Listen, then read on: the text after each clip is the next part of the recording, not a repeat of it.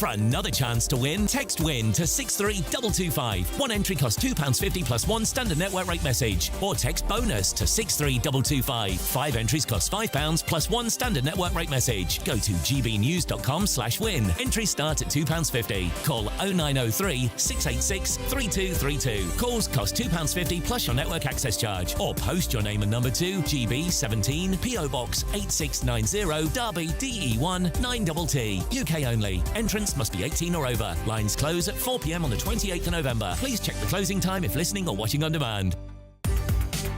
From the school run to the home run, watch a new show for all of Britain. He can say whatever he wants. A straight-talking show where all voices are heard. And, you know, when are we going to stop talking about smashing the gangs and actually do it? With the stories that matter from every part of our country. There's a bit of a crash landing there for your Chancellor. Bold, fearless and standing up for you. That's me, Martin Daubney, 3 p.m. till 6 p.m, weekdays, here only on GB News. The People's Channel, Britain's news channel. In the GB newsroom, we bring you the news as it happens. With our team of dedicated journalists across the UK, we're ready to keep you up to date with what's happening every half an hour, every single day. Bulletins here on GB News. The People's Channel, Britain's news channel. Westminster's full of talk, but out here, it's the real world. Am I allowed to talk now? No, that's it. This is where it matters, real people and real lives. That's what politics is all about. In fact, has Trump made a good start? No. Straight answers, no spin, and just a couple of pints. How many fingers have I got up? About 10. So join me for Lee Anderson's Real World every Friday at 7 p.m, only on GB News. The People's Channel, Britain's news channel. Westminster, the ultimate clique. And you're fighting like rats in a sack. But here on the Camilla Tominey Show, we ask the questions the establishment media is too scared to ask. OK, let me ask you a straight question, because I know you're a straight-talking politician. Whether it's net zero, illegal immigration or law and order, nothing is off limits. You had the power then. Yeah, as I and say, now you've lost it. That's the Camilla Tominey Show, a politics show that's fearless. But no, let me finish my question if you don't mind, because it is my show. Sundays at 9:30, only on GB News, the People's Channel, Britain's news channel.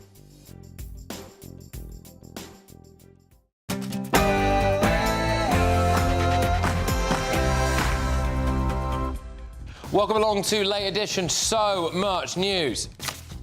We're going to walk down to the Capitol, and I'll be there with you, and we fight. We fight like hell. We're going to walk down to the Capitol, and we're going to cheer on our brave senators and congressmen and women. The update as of 2 hours ago is that the BBC has now apologised to President Trump. However, it's not really a proper apology. They're also only apologising for that clip, which was Panorama. They're calling it an error of judgment, and they're saying that they do not believe he has any grounds to sue them for defamation. President Trump disagrees, wants to sue them for defamation, wants them to admit it was deliberate, and now wants them to apologise for a previous clip they also doctored as well. This is not going away anytime soon. It's worth noting that in 23 hours' time, exactly, the deadline is up for President Trump to be satisfied with the apology from the BBC. There you go, there's the deadline clock on your screen there. Or our state broadcaster gets sued to high heaven, potentially. In other news, the Independent's front page, they go with Afghan heroes are still at risk from MOD data breach. Now, forgive me for this. I treat these stories with a slight deal of scepticism, mainly because what it usually results in is us being told that we need to take more Afghans. Well, given some incredibly high-profile news stories recently, I'm not sure that's the best idea. Also,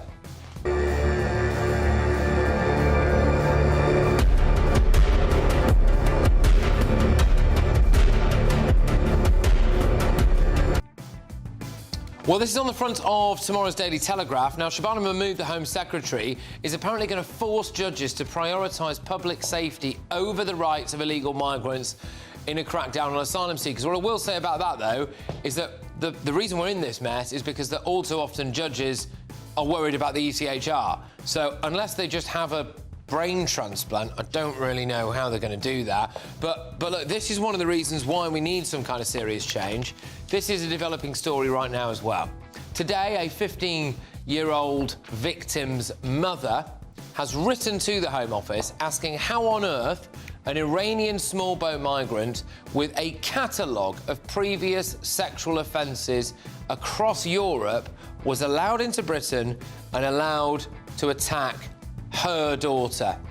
He raped her daughter, and now that she's writing to the Home Office with a list of very, very pertinent questions. We'll have more on that for you very shortly, but I just want to say as well, I commend the bravery of both that poor girl and, indeed, her mother for that. In other news... How do we get it? Strike! What do we want? How do we get it? Strike!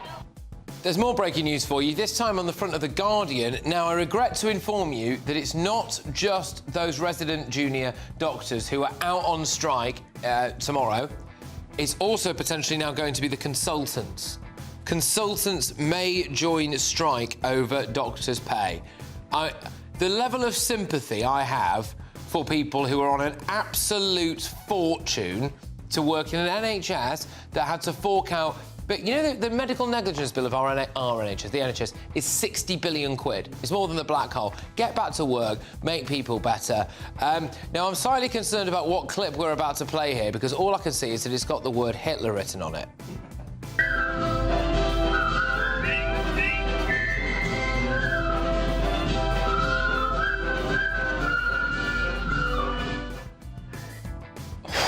Right, OK, good. A piece of cloth from Hitler's bunker taken by an American soldier has allowed genetic scientists to prove the age-old legend that Hitler did only have one ball. He also apparently had a micro-penis and schizophrenia, which I think would be the worst Tinder date ever.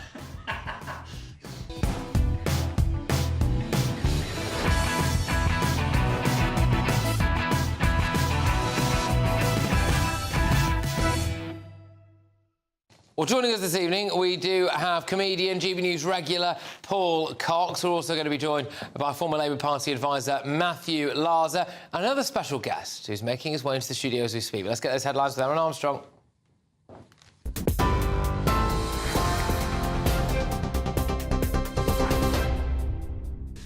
Thanks, Patrick. Good evening to you. 4 minutes past 11. Our top stories. The BBC's apologised to Donald Trump for an episode of Panorama which spliced parts of one of his speeches together, but it's rejected his demand for compensation.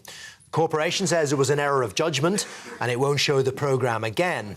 The US president's lawyers have threatened to sue for $1 billion in damages, but a BBC spokesperson said while the BBC sincerely regrets the manner in which the video clip was edited, we strongly disagree there's a basis for a defamation claim.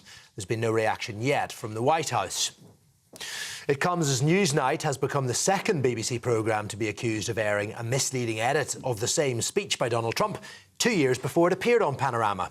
The Telegraph says Newsnight was challenged by a guest on the programme who criticised the splicing of the footage at the time.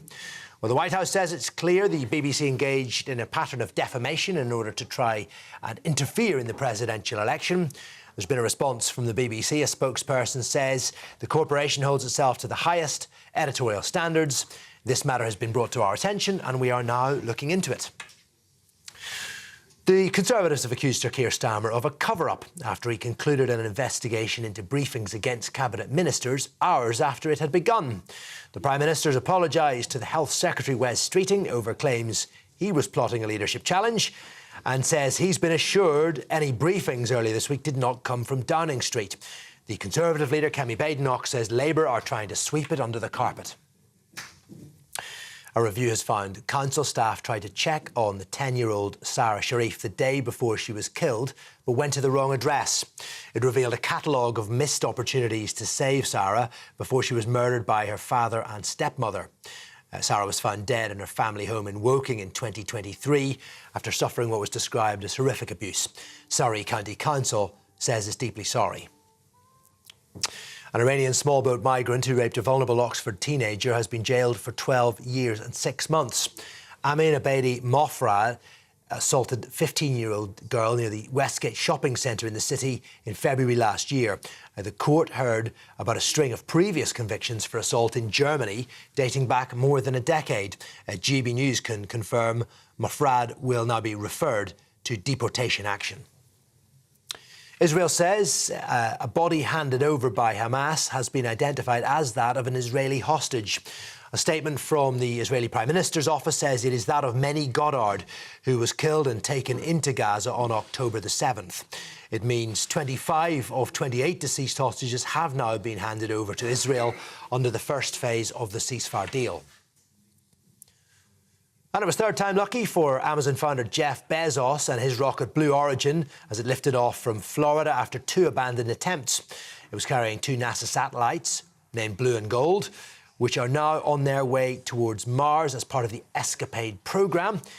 The new Glenn booster successfully landed back on a platform in the Atlantic, a feat only previously achieved by Elon Musk's SpaceX, marking a new chapter in the billionaire space race.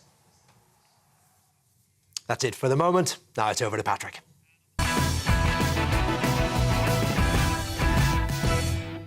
Okay.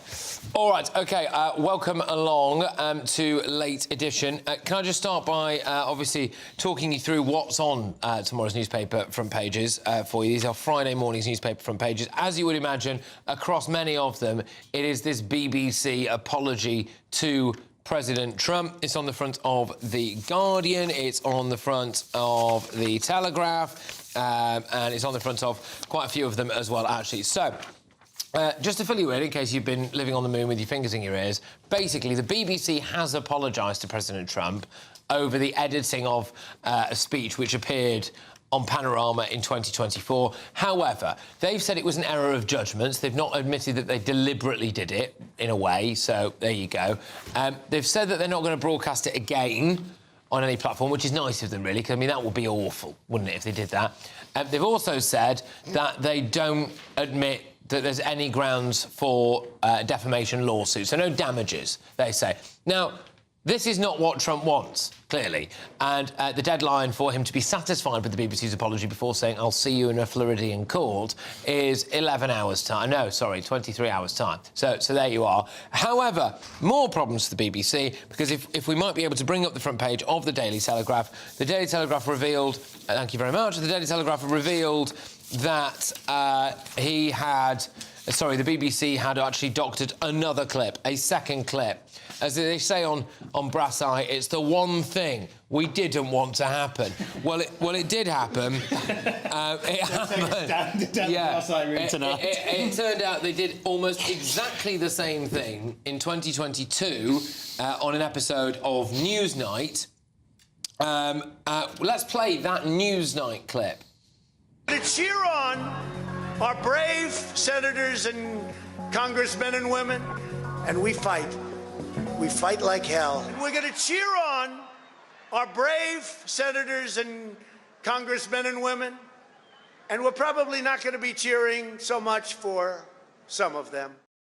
Right, so at the time that clip was played out in 2022, there was a former chief of staff from the White House who was on BBC Newsnight. And apparently they immediately called them out and said, you've doctored that clip, you've edited that clip, that is not what he actually said. And that person, for what it's worth, was not actually a fan of President Trump. It was one of those people who had left the White House, as so many people did. And so the BBC also tried to wriggle out of things by saying that it's an external production company. Do you remember like they did with Hamas? But now it turned out that no, it wasn't. They did it all. So there we go. This is where we are. It's on the front of 2 major national newspapers. Do you think President Trump, Paul, is going to accept this apology? Not now. I think it was 50-50 whether he was going to accept it anyway, because, you know, I mean, like I've said previously, this is probably the most litigious man that's ever existed. He's not afraid of going to court. He's not afraid of losing in court. And if it benefits him politically in some way, then he'll go to court. But now we've seen that the same thing happened 2 years previously on a live BBC show, so it's totally and utterly produced by the BBC, because Newsnight goes out live, then I don't know what they're going to hide behind now. It's getting more and more dirty. I also think the Telegraph might have more up their sleeve. I don't know if this will be the end of it, because this came out just after the apology. Yes. I'm not suggesting that that's the way it was timed. It might have just been a coincidence.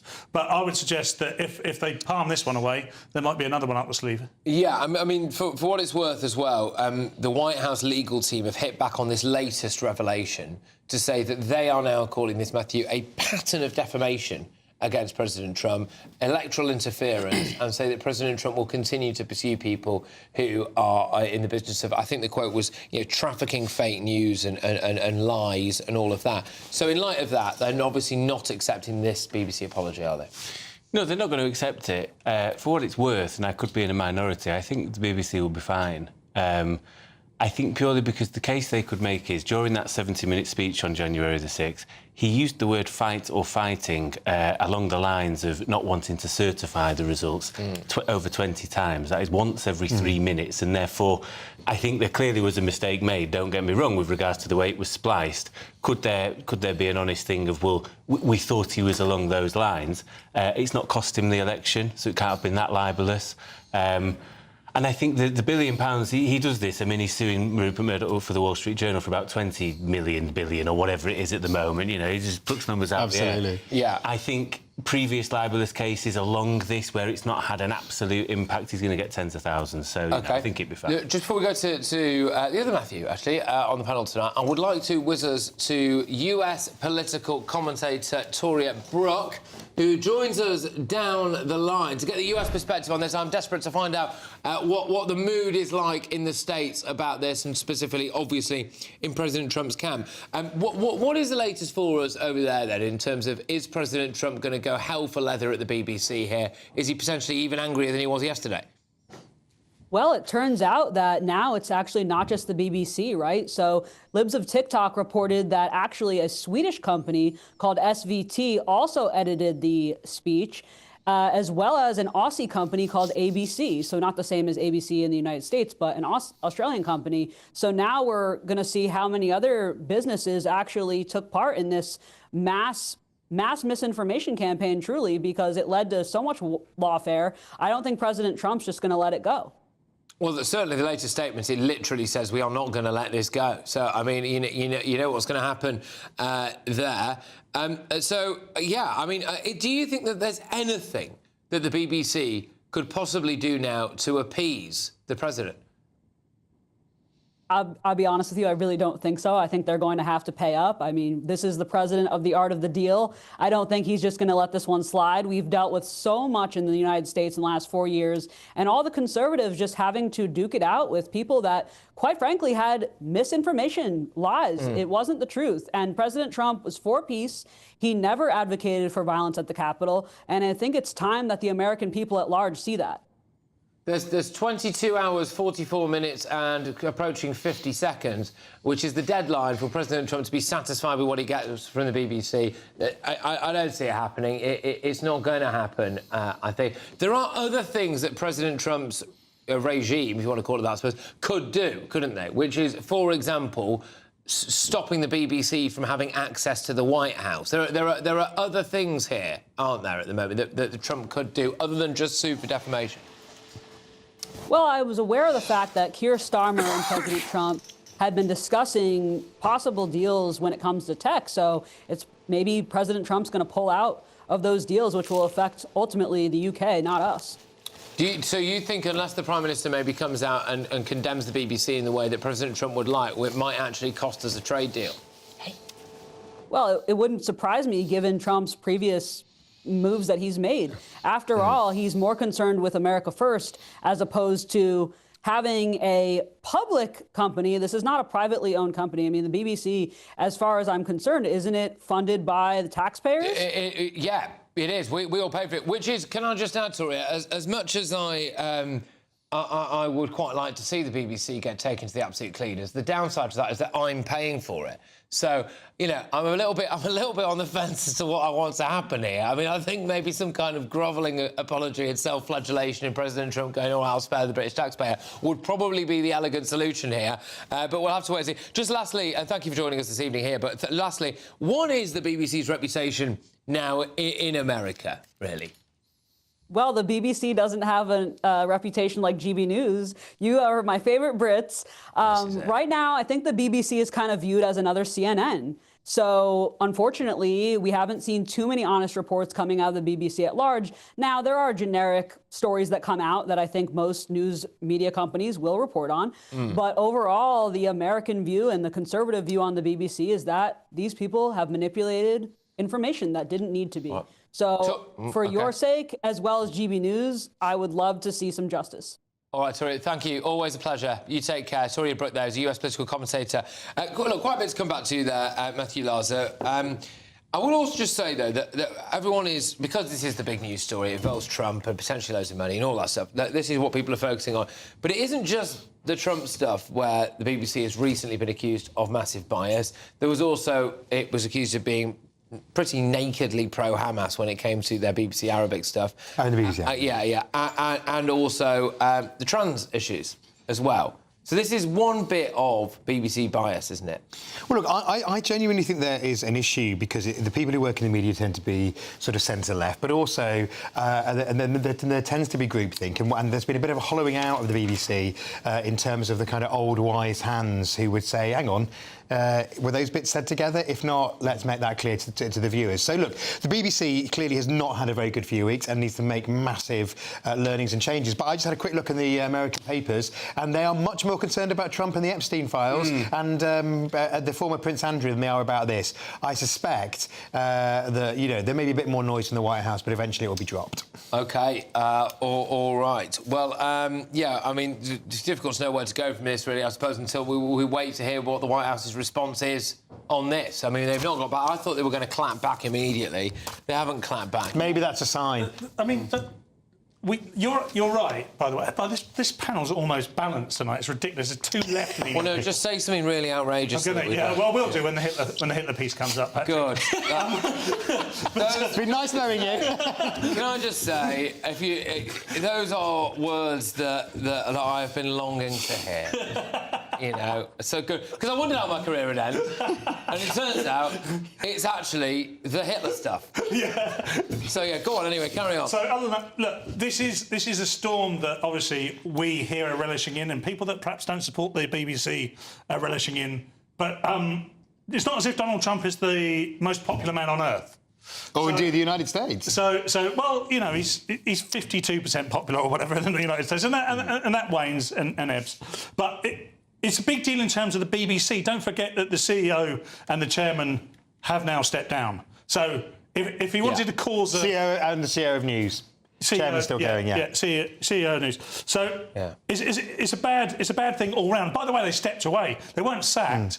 So the whole thing has been mismanaged one way or the other. Yeah, we'll have to wait and see, because So the slightly tricky aspect for the BBC with my legal hat on is that an apology can often be seen as an admission of guilt. That's why people, obviously, you have to drag people kicking and screaming to an apology, which means that you then could find yourself seriously, basically admitting defamation. If there is also then a pattern, which is that there's, let's say, something else comes out tomorrow, you know, then President Trump could possibly take that view in an American court. I don't know. We'll have to wait and see on this one. But there is a lot more to go out tonight. And it's a story that there's actually it's in the Sun newspaper, but it's also a GB News story as well. A 15-year-old girl, sadly, was raped in Oxford, and she was raped by an Iranian small boat migrant, and he was today sentenced, I believe, to just 9 years in prison, by the way. But there's 9 years in prison. Well, the mother of his victim has bravely come forward and said, 12 years, 6 months, I believe. Sorry, apologies for that. But the mother of the victim has come forward and said that she has a list of questions for the Home Secretary. How was he allowed into Britain? How was he allowed here, especially when he had previous convictions in other countries for sexual assault? It's an absolute catalogue of disaster, this story. We'll bring it to you when we come back.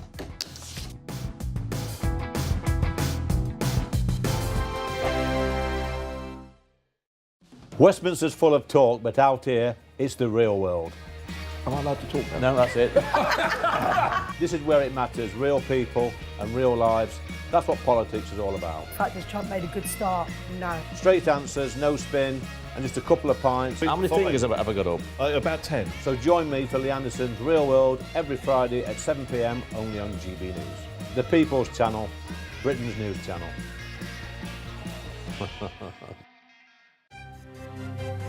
GB News Breakfast, every day from 6 a.m. It's about this project. What are you doing with it, and what are you hoping to achieve? Hi, Stephen. Hi, Anne. Hope you're well. Hi. Yes. I'm partnering with Genesis Care, which is a private healthcare company, and basically following their research, which shared that the number one fear of people who get diagnosed with glioblastoma is that they lose their memories.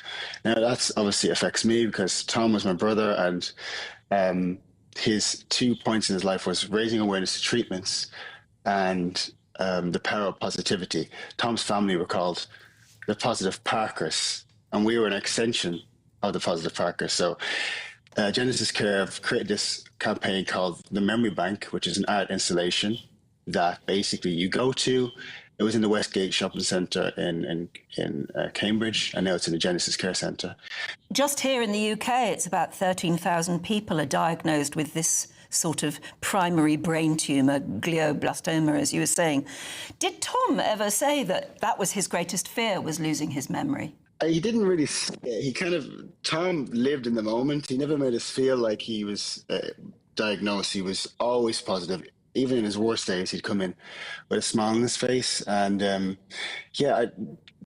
what comes to mind is he'd go into an interview like this and say wonderful things about life, like such spiritual, deep messages.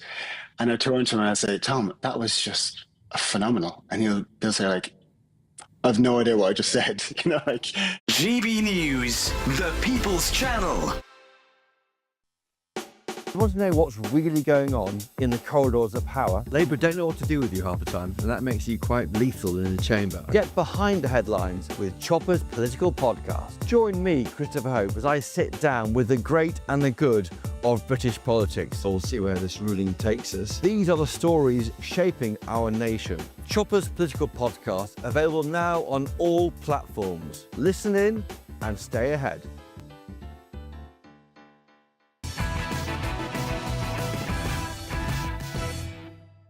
OK, welcome back to Late Edition. I just want to give you another recap, because we dove straight into that breaking BBC News Trump story there. A recap of what's actually on the front pages for you on Friday. The Daily Telegraph, second Trump clip doctored by the BBC. So there you go. The Independent, Afghan heroes still at risk from MOD data breach. Now, again, I will just say with this, I'm slightly concerned that it might mean that we have to take more Afghans, which, is not a great track record there. The iPaper, UK to unveil stricter new Denmark-style laws for migrants. OK.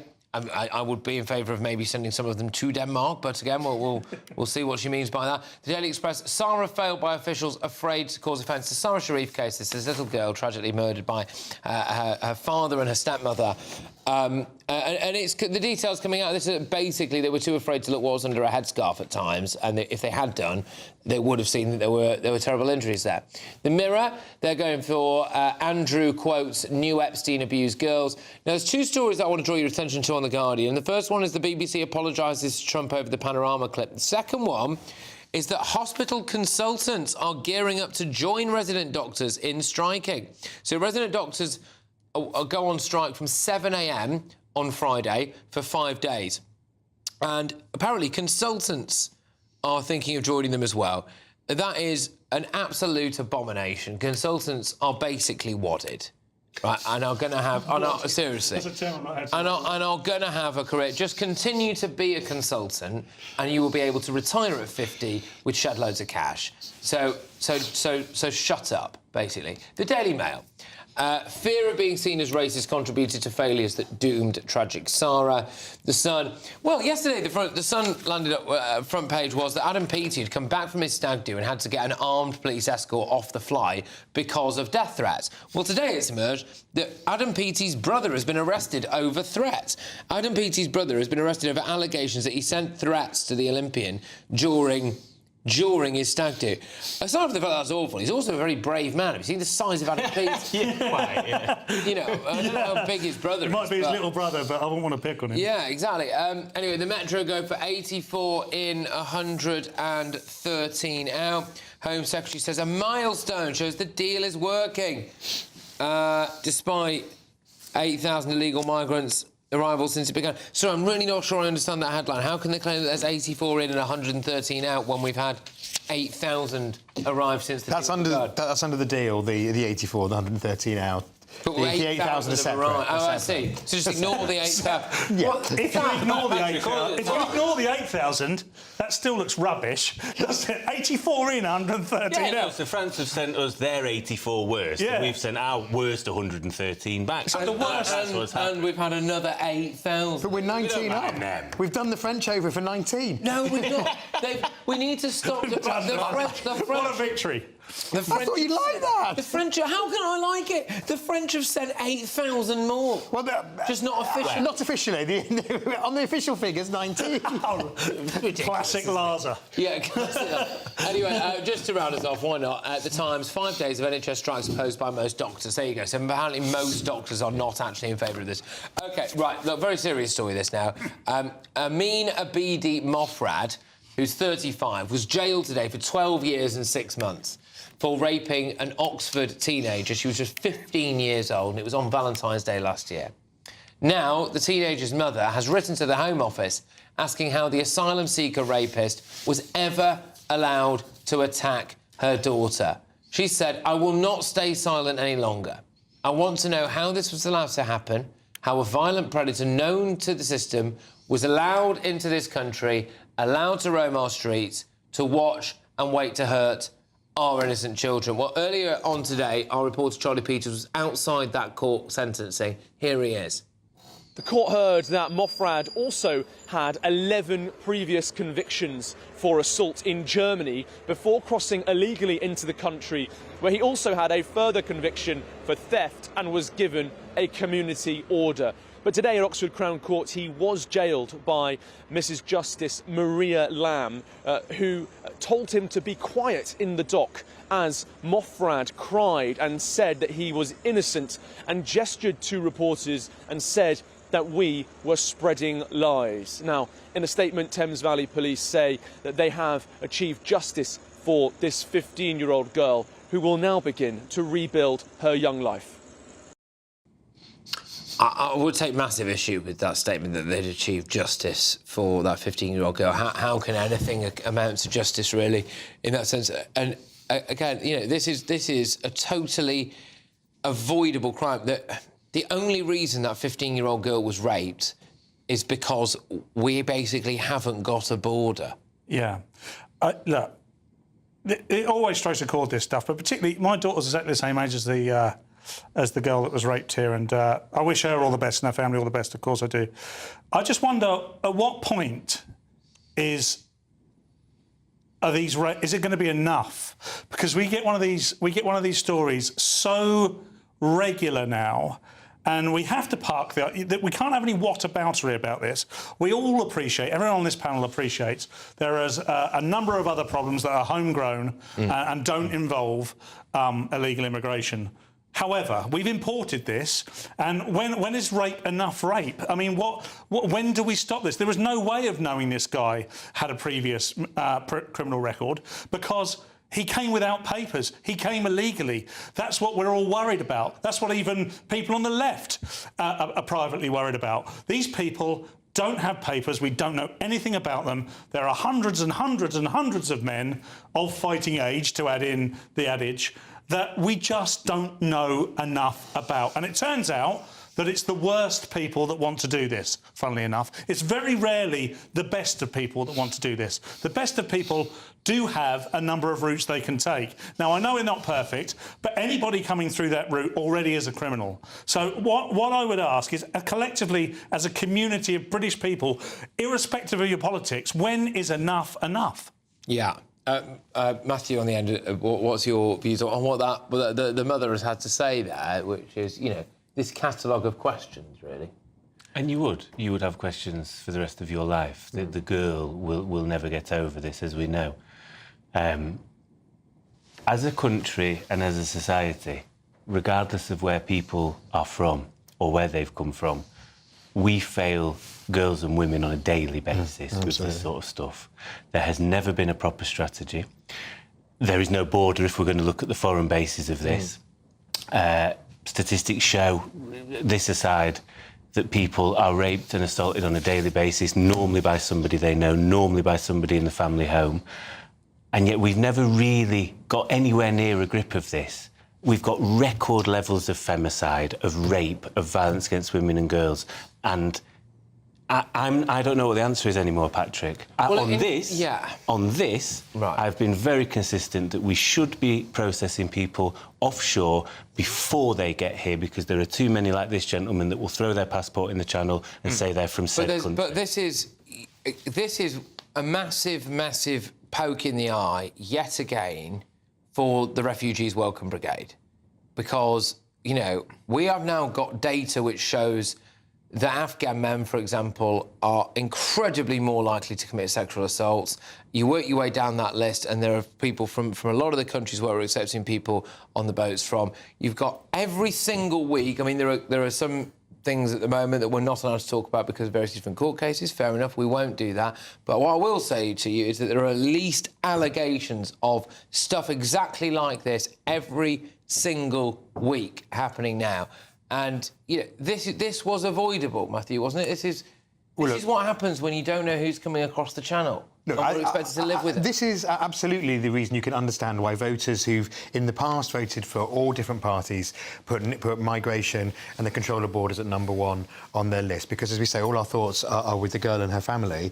But, you know, I don't want to make it political particularly, but there is, I think, a very welcome development, which is on the front of 2 of the papers, which is that Shabana Mahmood, the Home Secretary, on Monday is going to announce the biggest shake-up of the asylum laws since 1945, which is to try and bring some common sense into them and to adopt the system that they do in Denmark, where, for example, if you are granted asylum, you are not granted permanent leave to remain. You're granted asylum for a limited period, and it's then reviewed, so you don't automatically get the right to stay in the country forever. Now, those are people who get it, but also a whole series of other things to get tougher, because whether that's enough, I don't know. I think it's a move in the right direction. But we have to have a sense that our borders are controlled, we know who's coming and we know who's coming out. At the moment, we are literally, as has been suggested, the soft-touch country of Europe. I've got so much respect for both of you, actually, and our political differences aside, I think we'd all want the right outcome here. There's a side of me that really wants Mahmood to get this right. I don't think she's going to, because the problem is not going to stop. They're already here.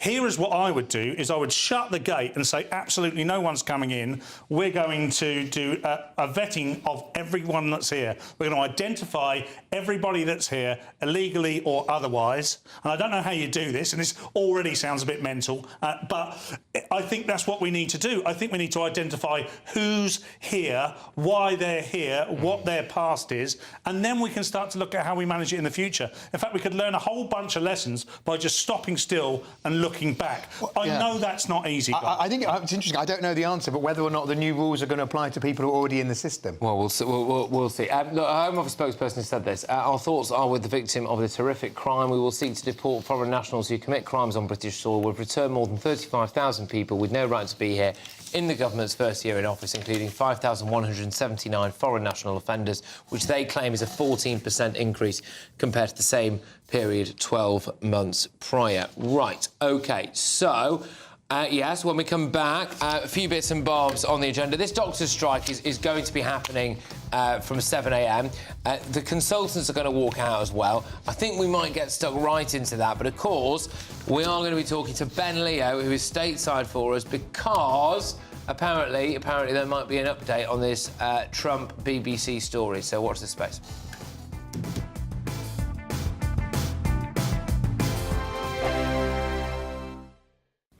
Good evening. This is your GB News weather forecast from the Met Office. Storm Claudia is heading our way. It's going to bring some very wet and windy weather across parts of central and southern England and Wales. Now, the low itself was named by the Spanish Met Service because it's already brought heavy thundery rain across parts of Spain and Portugal. But now we're going to see some of that wet weather pushing in from the south. Starting off overnight, a band of rain will push in across many parts of England and Wales, but more wet wet weather to come as we go through tomorrow. Actually, across much of Scotland, there will be some clear skies, a few showers which could be wintry, but many places dry through the night and cold, temperatures dropping several degrees below freezing here because of Arctic air and those clear skies. A much milder start to the day across southern parts, but it is going to be cloudy for most, and there will be some of that heavy rain around and blustery winds too. Southern counties largely dry to start off with, but cloudy across more central parts, and plenty of rain here through the morning, and across Northern Ireland and parts of Northern England, cloudy with a few outbreaks of rain at times too. The brighter story though across Scotland, and it's going to stay largely bright here through much of the day, still just a few perhaps wintry showers pushing through at times. But the bigger talking point is the very wet and windy weather that we get from Storm Claudia. Gusts of around 70 miles per hour in some exposed spots towards the northwest of England and Wales, and rainfall totals perhaps up to 100 to 150 millimetres over the high ground of southeast Wales as well. So a really unsettled day. As we go into Saturday, some of that rain will be lingering overnight, but it's going to break up and eventually ease and clear through. So a drier day for many places. Still bright but chilly across the northern parts, so across Scotland. Further south, still relatively mild for the time being, but as we go through the weekend, we are going to see that Arctic air in the north plunging its way southwards, so temperatures for all dropping. Decisions made in Washington aren't just shaping America, they're shaping Britain too. From migration to global security, from crime to health. Whatever happens in the White House today will be felt in your town or city tomorrow. That's why The Late Show is live from Washington, D.C. Cutting through the politics to show you what it all means for Britain. The Late Show live every night at midnight. Only on GB News, Britain's news channel. Westminster's full of talk, but out here, it's the real world. Am I allowed to talk now? No, that's it. This is where it matters, real people and real lives. That's what politics is all about. The fact has Trump made a good start? No. Straight answers, no spin, and just a couple of pints. How many fingers have I ever got up? About 10. So join me for Lee Anderson's Real World every Friday at 7 p.m. only on GB News. The People's Channel, Britain's news channel.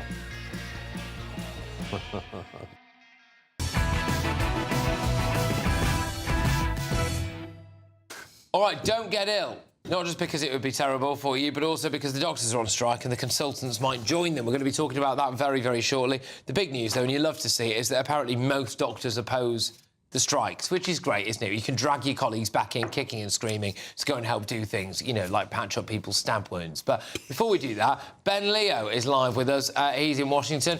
And Ben, a lot of the news is taking place where you are, actually, when it comes to President Trump, the BBC. I don't think he's going to accept their non-apology, is he? Well, I've got a quick theory about this. By the way, one of the best stories in town tonight is front page of the Mirror. Pat Butcher back in EastEnders, massive EastEnders fan, but we'll save that for later tonight. Yes, I don't think President Trump will go ahead with this case. I don't think he wants to see the BBC in court. I think it's too problematic for him. There's no guarantee he'll win. I think what he'll do, Patrick, just my opinion, I think he'll say, look, guys, I don't want to harm the great people of Great Britain. I don't want to sting you. I love you, Brits, because of some fake news bosses at the BBC. I'll accept your apology on this occasion, and we'll call it quits. That way, it's an off-ramp for court. He looks like the nice guy. He's the moral victor, but we'll find out, I guess, tomorrow at the deadline. I've had word on the grapevine from people surrounding Trump's legal team tonight, sources, as you'd say, who say they're not bluffing. The BBC, I argued, were calling Trump's bluff and saying, come on then, I'll see you in court. And they're calling your bluff. And Trump's legal team have said, we're not bluffing, we will see you in court. I just don't think it will get that far, though, Patrick. Well, in a way, I hope it doesn't, because, like, we're paying for it. So it's like, you know, it's that double-edged sword. As much as I would really quite like to see the BBC, in my view, deservedly run into the ground, I would rather not have to pay for the privilege of that. Yeah. And I think he's got also, Ed Davey tonight has written a letter, I'm not sure if you've reported it already, he's written a letter to Sir Keir Starmer, our great dear leader, asking him to pick up the phone to President Trump and tell him to get involved in this row and stop the court case. So I don't think Trump wants... yeah, exactly. I don't think Trump wants a diplomatic row with Keir Starmer. I don't think he wants to sting licence fee payers. I think he's got an easy off-ramp here saying, all right, I'm the nice guy, I'll let you off this time, but don't do it again. Well, talking of nice guys, Ben Leo, of course, will be lighting up your television screen from midnight until 2 o'clock in the morning, you legend, so I'll see you very, very shortly. Let's just come back a bit closer to home now. And the doctors, they are out on strike. So it's junior doctors, or as they would like to be known, resident doctors. I mean, I've got a few other names for them, if they'd like. But they are out on strike as of 7 a.m. On Friday. It's a 5-day strike. It turns out only 33% of BMA junior doctors actually support this. So only 33% of them support it. The public support, by the way, has absolutely plummeted. It's basically halved in the polls from where they supported the strikes last year to where they are now. And it emerges, the other breaking line tonight, is that consultants are potentially going to go out and strike with them. So if we bring up the Guardian front page first on this, because they are going for this live. Hospital consultants are gearing up to join resident doctors in striking. Yeah, I mean, in addition, resident doctors who will today embark on their latest strike have decided to adopt a more militant approach. Hardening tactics. Doctors will strike every month in 2026 if they get a fresh legal mandate to continue their campaign on industrial action. Now, it's pretty staggering stuff, this, really, to be honest with you. Consultants now look likely to add to this problem. Loads of worrying things there, really. More militant approach bothers me slightly. It's a bit of a trope to say that that part of the left are militant, but they appear to be in this particular instance. I find it very difficult, this. I have no problem with protest. I have no problem with striking. I don't believe any of our emergency services should be afforded the same liberties, though. And the reason is because you sign up to do a job like that knowing that you're going to potentially save lives. If you're going to put lives at risk by not doing your job, then it's twice as bad as far as I'm concerned. It's such a snobby, entitled middle-class strike, this. It is. It's people who, by and large, have, had nice upbringings, who go on to be very well educated at university. Meanwhile, below them, there's hospital porters, there's nurses, and there's a load of other people who strike occasionally, and when they do, they get things like a 5 or 6% pay rise. These doctors, I don't know, it just winds me right up. Yeah, well, look, I mean, it also winds up the Health Secretary. I mean, he's been very clear in the Times that his department have certainly shared a poll which shows that with the changes that... So they've made a few concessions, which are they will pay for exam fees and they will give UK-trained doctors priority over foreign doctors in recruitment, which is... And apparently that has done the trick, so this poll says, and that if the BMA had put the new deal, which doesn't involve an extra pay rise, but does involve this extra package to the membership, this poll says the members would have accepted it and the strike wouldn't be happening. But of course, the BMA, particularly the resident junior doctors' leadership, won't put it to their members, and therefore the strike goes on. The head of the NHS actually also today said that what he would like is for them to not cancel any operations, to carry on as normal. And whilst he didn't say this, the subcontext there is because if these doctors are out on the picket lines and the NHS is running as normal, then at some point they really might have to go back inside because otherwise people will just die. And that's terrible. And I mean, on a personal note, I've been waiting for an operation for 7 months. I'm fit and healthy. I can sort of get about still. God forbid if I was 60, 70, 80, I'd be terrified. The bigger story for me is, yes, consultants are on over 100 grand a year on average. I'd find that bizarre. I'd love to know the reasoning, whether it be hours or whatever else. I don't know. This is a real dereliction of duty by the BMA. As an avowed trade unionist, I'm supposed to, at this point, say up the workers and all the rest of it. However, what sort of union agrees something or is offered something and does not put that to the membership? You're supposed to serve your members. If that's the best you've got, the whole point to prove the need to go on strike is you say, right, here you go, have a vote on this, and if you vote no, we'll all go on strike. You've not even given them that option because you know, really, that they will vote for it. So why are you still continuing? I think it's a huge dereliction of duty. Yeah, they clearly want to strike, Matthew, don't they? I mean, 33% for a start. I don't know what the rules are within the BMA, but I can't imagine that that's a threshold. 1/3 has never been a threshold. In any sort of union regulations that I've read, it's usually 50%. You guys know much better than I do. I don't care for workers in the same way you do. I just want my shoes made and my clothes cheap. Yeah. But I'm just trying. Just trying to balance it up a little bit. But no, I think you make an excellent point with regards to the doctors and the consultants, because we can often shut the baby out with the bathwater when we talk about the NHS, because there are some incredibly important, well-meaning people that we could not do without in our society that work for the NHS. And these are part of that cohort. There's no two ways about it. These people save lives, but they just don't take it seriously. I think the BMA is out of control, and we've seen things like them trying to not... You know, you can now get services done at your pharmacy, and they've tried to say, no, don't go there, go to A&E. They're trying to sabotage the NHS, and ultimately that will sabotage support for the NHS. The resident doctors want pay restoration to 2008, when most of them, well, all of them really, were still at school. So they want to be, so they went through school, they went through university, they've gone to try to be restored to a wage that maybe existed when they were like 14. 2008? Yeah. Right, fair enough.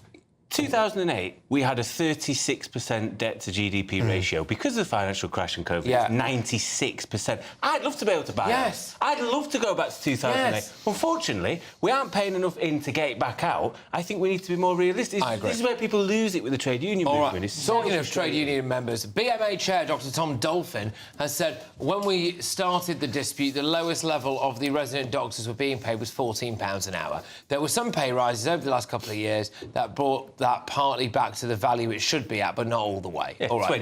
28%. Yeah, the largest of any. Cheers, Mr. broker. Dolphin. Yeah, thanks, mate. Anyway, all right, look, loads more coming your way. And just as a bit of light relief, we're going to talk about Hitler's balls.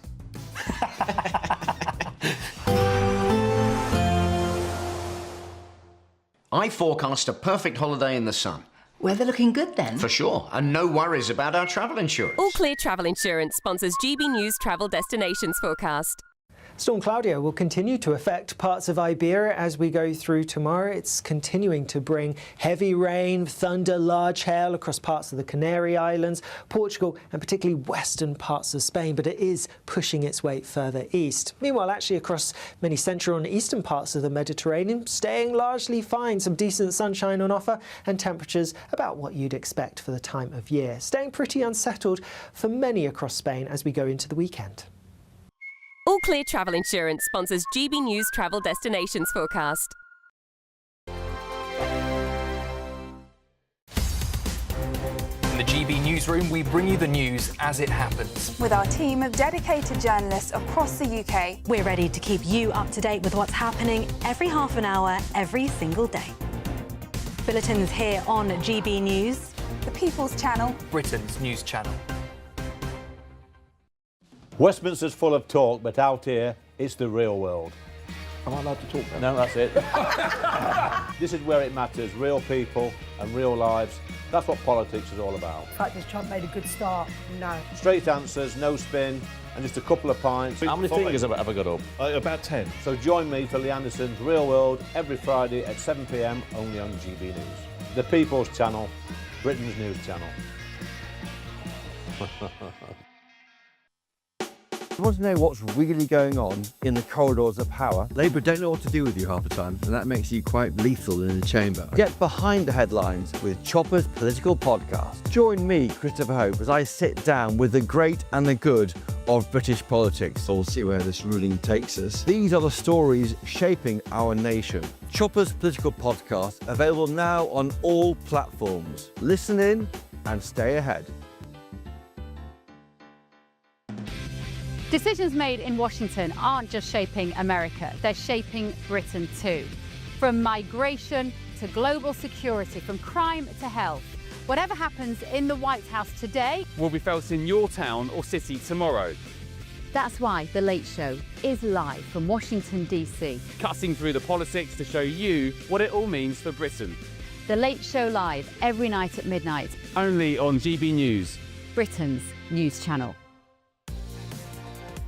Mornings don't have to be tiresome, especially if you have the right company. Wake up to news as it happens, opinion and debate, and of course, a little bit of entertainment too. Because when the kettle's on, we're on. That's Breakfast on GB News, a show worth waking up for. Every morning from 6 a.m. Only on the People's Channel, Britain's news channel. We'll spread the news, you spread the word.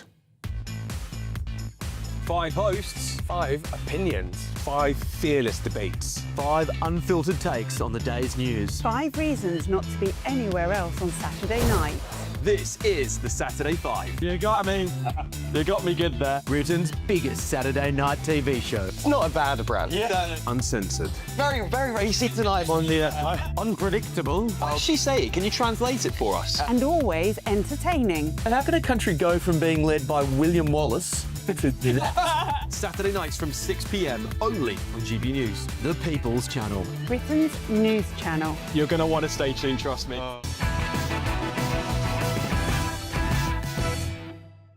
Welcome back to Late Edition. Don't say we don't keep you entertained here. It turns out that new DNA analysis has revealed that Adolf Hitler suffered from a genetic disorder, which often results in having undescended testicles and, indeed, a micropenis.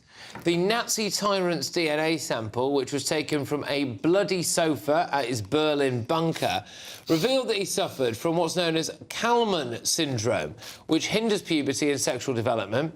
They also believe that he potentially had schizophrenia. So, you reckon? Yeah, I mean, yeah. I mean, someone in my office today said, didn't we already know that he had some issues? Other people thought, you know, but because of course, apart from that, how much more evidence do you need? Yeah, I mean, how do we balance this? Yeah, I don't know if we do really. I mean, he's a great orator. I mean, so do we think this might explain a lot? What was on the cloth? There's a lot. That's too much. No, I don't want Patrick to answer that, actually. Let's just guess for a moment. Blood. So from blood, you can tell if someone's got a micropenis. Supposedly, yes. Got a condition that might produce a micropenis, isn't that correct? Yeah, I can't believe I just said that. We can whack an allegedly in there. Yeah, allegedly, yeah. Do we need to say allegedly? Who are we worried about offending? Are there descendants of Adolf Hitler that are litigious? Well, can you imagine? Well, I don't know. He did some bad things, but this is alleged. Presumably, he might not be able to sign them. But you know, this is. I think surely this is part of a psychological study about, you know, maybe if he'd have been well endowed and, crucially, I think as well, also not schizophrenic, you know, perhaps he wouldn't have been so mental and weird. No, on a sort of slightly more, I don't know, you can have a serious discussion about this, but how, you know, I've read several books about Hitler, and he was a loner at school. He had a real disdain for several of his teachers. Was a social outcast, so there was clearly a lot going on here in the first place. Most of the stuff I've seen about Adolf Hitler was on the BBC, and I don't trust them anymore. There's a whole lot of splicing going. Breaking news: Hitler relatives sue BBC for $1 billion. I'll see you. That was a joke. I'll see you in court. Why it's so small? Maybe it has been spliced several times. Penis. But every British schoolboy who's ever sung the song has been proved right. The thing is, as well, in order to defame someone, you have to prove that you've damaged their reputation. And I think we could quite successfully argue that Adolf Hitler does not have a reputation to protect. So probably be all right on that front. But there you go. But also it lends credence to the song, doesn't it? Hitler's only got one ball. It turns out that's true. Now, are we nearly done? Because I'd like to still have a political career. Yeah, we're done. Yeah, no, we're done. We are done. Sorry, that's that. I'll whiz you through the papers. So the Daily Telegraph, second Trump clip doctored by the BBC, it's easy for me to say. The Independent, Afghan heroes still at risk of MOD data breach. The I paper, UK to unveil stricter new Denmark-style laws for migrants. The Express, Sarah failed by officials, quotes, afraid to cause offence. The Mirror as well, Andrew knew Epstein abused the girls. Lots more to go out. We're going to take you over to Washington now with Ben Leo for The Late Show Live. Good evening on The Late Show Live tonight. The one man who can save President Trump and Keir Starmer from a massive diplomatic row, well, it's Ed Davey. Maybe not. Elsewhere tonight, 50,000 deportations courtesy of Labour. Have they done a good job? Oh, and by the way, Rachel Reeves is apparently axing the income tax increase and also the exit tax. So does anybody know what they're doing in Great Britain these days? See you in a few seconds. We could be delivering the perfect Christmas to you this year. There's £30,000 in tax-free cash to make 2026 the best year yet. A further £10,000 cash to spend on gifts for all the family. There's £1,000 to spend in your favourite supermarket. And a festively themed GB News goodie bag. And we'll get it all to you in time for the big day. For another chance to win, text WIN to 63225. One entry costs £2.50 plus one standard network rate message. Or text BONUS first to 63225. 5 entries cost £5 plus 1 standard network rate message. Go to gbnews.com/win. Entries start at £2.50. Call 0903 686 3232. Calls cost £2.50 plus your network access charge. Or post your name and number to GB17 PO Box 8690 Derby DE1 9TT. UK only. Entrance must be 18 or over. Lines close at 4 p.m. on the 28th of November. Please check the closing time if listening or watching on demand. Good luck. Westminster's full of talk, but out here, it's the real world. Am I allowed to talk now? No, that's it. This is where it matters. Real people and real lives. That's what politics is all about. The fact that Trump made a good start, no. Straight answers, no spin, and just a couple of pints. How many fingers have I ever got up? About 10. So join me for Lee Anderson's Real World every Friday at 7 p.m. only on GB News. The People's Channel, Britain's news channel. You want to know what's really going on in the corridors of power? Labour don't know what to do with you half the time, and that makes you quite lethal in a chamber. Get behind the headlines with Chopper's political podcast. Join me, Christopher Hope, as I sit down with the great and the good of British politics. We'll see where this ruling takes us. These are the stories shaping our nation. Chopper's political podcast, available now on all platforms. Listen in and stay ahead. Decisions made in Washington aren't just shaping America, they're shaping Britain too. From migration to global security, from crime to health. Whatever happens in the White House today will be felt in your town or city tomorrow. That's why The Late Show is live from Washington, D.C. Cutting through the politics to show you what it all means for Britain. The Late Show live every night at midnight. Only on GB News, Britain's news channel. Hi, I'm Michelle Dewberry, and my show is your opportunity to cut through all the noise and dive in headfirst to some robust debates. Ideas clash. Situation, no, isn't it? No, because the failure is you're deliberately avoiding my point. Nothing's held back. And if you think this is the end of it, wait for more. And we do not shy away from the difficult stuff. Sometimes I want to shake people and say, if only you understood. So join me on Jubes & Co. weeknights at 6 p.m. only on GB News, Britain's news channel. Mornings don't have to be tiresome, especially if you have the right company. Wake up to news as it happens, opinion and debate, and of course, a little bit of entertainment too. Because when the kettle's on, we're on. That's Breakfast on GB News, a show worth waking up for. Every morning from 6 a.m. Only on the People's Channel, Britain's news channel. We'll spread the news, you spread the word. From the school run to the home run, watch a new show for all of Britain. He can say whatever he wants. A straight talking show where all voices are heard. And, you know, when are we going to stop talking about smashing the gangs and actually do it? With the stories that matter from every part of our country. There's a bit of a crash landing there for your Chancellor. Bold, fearless and standing up for you. That's me, Martin Daubney, 3 p.m. till 6 p.m. weekdays here only on GB News. The People's Channel, Britain's news channel.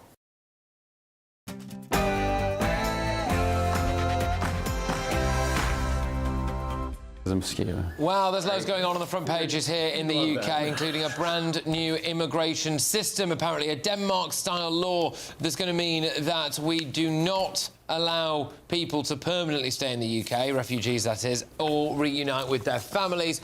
But there's lots of other stuff going on as well, most notably, of course, President Trump versus the BBC, round 888 or whatever it is now. And Ben Leo is going to be guiding you through the early morning with all of that stuff. Ben. Oh, sounds like a big responsibility guiding everybody through, but I guess I am.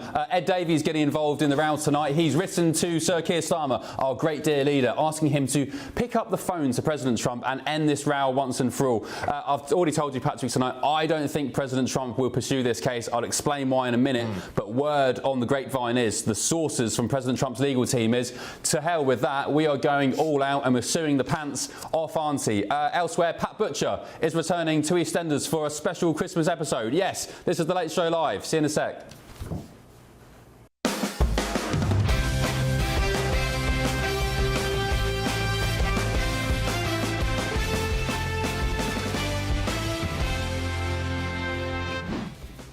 Hello, good evening to you. Hope you're well. On The Late Show Live tonight. Sorry seems to be the hardest what a tune, absolute banger. The BBC has finally apologised to President Trump, but the big question, of course, is it enough? The countdown is on for the US President to respond. The deadline is tomorrow. They don't have long. Also tonight. I have made an important choice today to keep every single commitment that we made on tax in our manifesto. I will not increase your national insurance. I will not increase your VAT, and I will not increase your income tax. Oh dear, well this may not come as a surprise, but it seems the government and, well, Rachel Reeves, the Chancellor especially, doesn't know what she's doing. Reports tonight suggest they're about to axe their plans to hike income tax and the exit tax in this month's budget. Elsewhere tonight.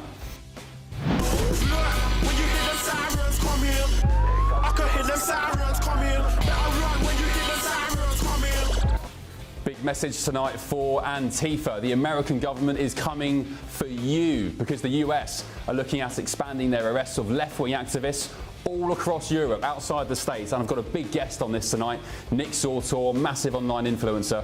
He joins me later. We'll also be diving headfirst into the stories from tomorrow's newspapers, hours before they hit the shelves back in Blighty. And of course, as routine, every night we're live in Washington, D.C., just yards from the White House, bringing you the stories America's talking about and that matter to Britain too, including this one.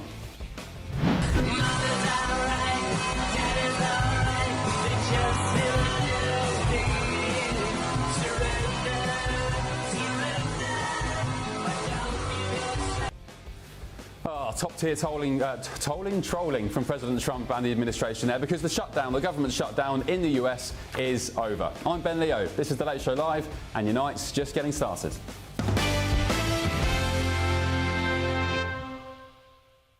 Evening, hope you're well. Tonight, the BBC's under even more pressure than ever before with the scandal involving President Trump because it's revealed that its Newsnight programme also doctored the same clip as Panorama did a year before it aired. So not once did they doctor a clip, they did it twice. And just moments ago, the BBC personally apologised to the President, with the chairman, Samir Shah, writing to President Trump.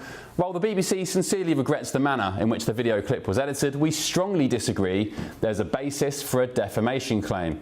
Also breaking tonight, Lib Dem leader Sir Ed Davey has written to the Prime Minister, Sir Keir Starmer, calling on him to demand that Trump drop his ludicrous, his words, not mine, $1 billion lawsuit against the BBC. And the first line of that letter there demands that the Prime Minister picks up the phone and speaks to President Trump. Well, joining me in Washington is my panel, the former aide to Margaret Thatcher, Niall Gardner, and the Democrat strategist, Joel Rubin. Good evening, chaps. Welcome to the show. Thank you for coming. Great to be here. Niall, so much going on here.